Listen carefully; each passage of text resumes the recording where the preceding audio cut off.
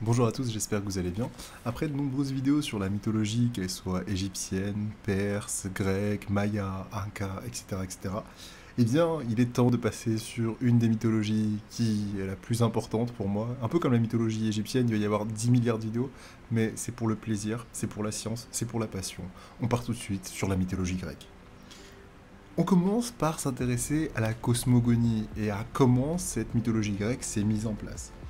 Au départ, on nous parle de chaos. Selon Hésiode, eh bien, naquirent Ereb, les ténèbres, et Nyx, la nuit, qui proviennent de chaos, et qui vont par la suite engendrer Éther. Éther, c'est le ciel supérieur.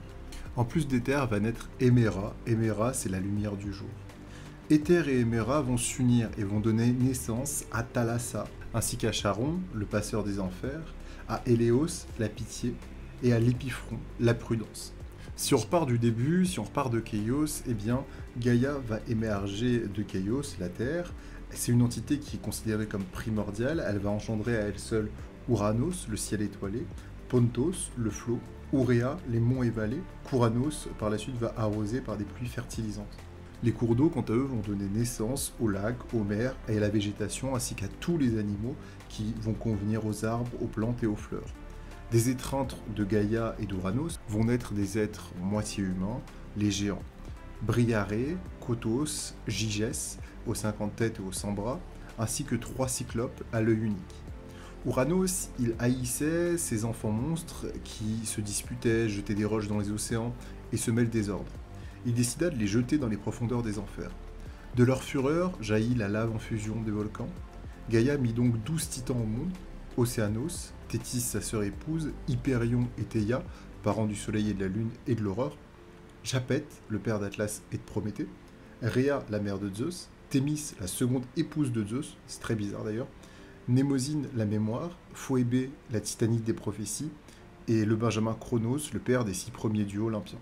Gaïa se lamente énormément du fait que ses premiers enfants sont privés de la lumière du jour. Elle fomente donc une vengeance contre Ouranos.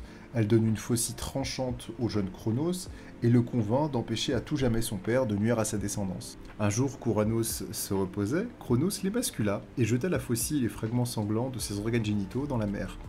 Du sang noir vont émerger les 3 Érini, Mégère, la haine, Alecto, l'implacable, et Tisiphone, la vengeance. Ces monstres ont des chevelures de vipères et se vengent des parricides. Elles sifflent dans l'oreille de Chronos chaque nuit que son propre enfant le tuerait comme s'il avait lui-même tué son père Ouranos. Vont aussi jaillir de tout cet acte parricide les nymphes Méliades qui plus tard vont s'occuper de Zeus. Quant à la dernière goutte de sang d'Ouranos, eh bien, elle va se jeter dans l'écume et va surgir de cette écume la plus belle des déesses, je parle ici bien sûr d'Aphrodite.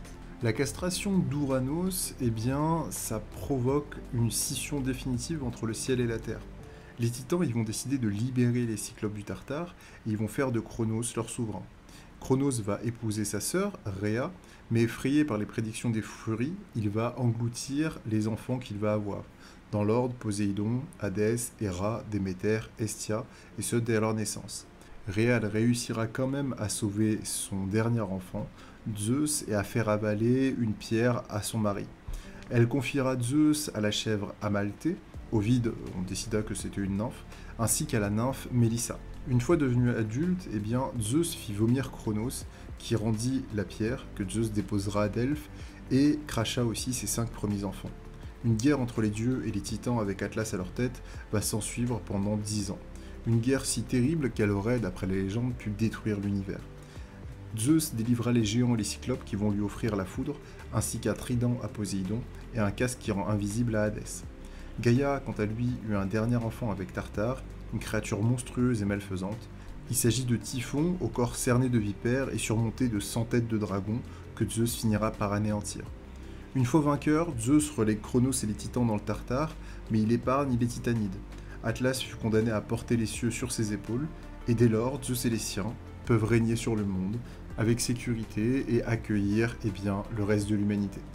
Voilà, j'espère que cette vidéo sur la cosmogonie et comment est-ce que tout se met en place, vous a plu. Si c'est le cas, n'hésitez pas à laisser un petit pouce bleu, à vous abonner, ça me fait toujours plaisir et puis ça nous aide niveau visibilité. Prenez soin de vous, je vous dis à la prochaine pour de nouvelles aventures. C'était Melicus. Ciao, ciao.